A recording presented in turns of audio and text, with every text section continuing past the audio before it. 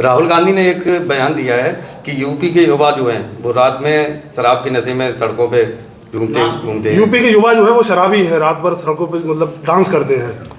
मैंने इस तरह का बयान नहीं सुना है, पर मुझे ये पता है कि यूपी का जो युवा है वो बेरोज़गार घूम रहा है, उसके पास काम नहीं है, वो हताश हैं, उसकी आशाएं धीरे धीरे कम होती जा रही हैं क्योंकि सरकार नौकरी नहीं दे पा रही है। अगर नौकरी आती भी है पुलिस में, आपने देखा होगा किस तरह पुलिस की नौकरी में भी अब जांच का विषय बन गया है क्योंकि पेपर लीक होने का भी सवाल उठ रहे हैं।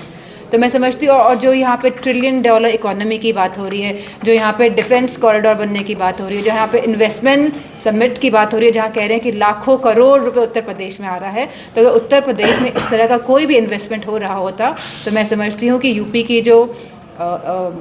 यूपी आगे बढ़ रहा होता, युवाओं के पास नौकरी होती, रोज़गार होते, किसान खुशहाल होता। आज किसान की भी अगर स्थिति देख लेंगे क्या है, पूरे भारत का किसान हमारा आज परेशान है।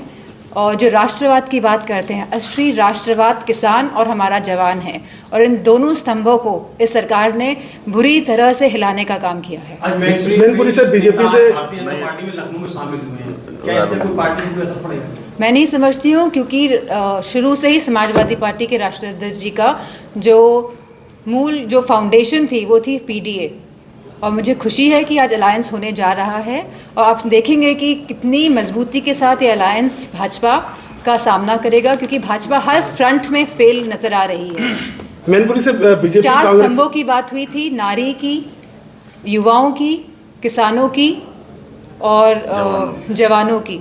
तो मैं समझती हूँ कोई भी खुश नहीं है, और स्पेशली जो ये अग्निवीर योजना लेके आए हैं, जहाँ हमारा गांव के किसान के बच्चे फौज में जाते थे, जहाँ अर्थव्यवस्था सही होती थी हमारे गांव की, तो उस सब को बर्बाद करने का काम अगर किसी ने किया है तो 10 साल की केंद्र की सरकार और लगभग 7 साल की उत्तर प्रदेश की सरकार ने किया है। केशव प्रसाद जी का नाम आ रहा है बीजेपी से, मैनपुरी से केशव प्रसाद जी का जो है नाम बताया जा रहा है लोकसभा चुनाव लड़ने के लिए। मुझे नहीं पता है। और सांसद के खिलाफ कांग्रेस ने एक पोस्टर जारी किया है जिसमें राहुल गांधी को श्री कृष्ण दिखाया गया और अजय राय को।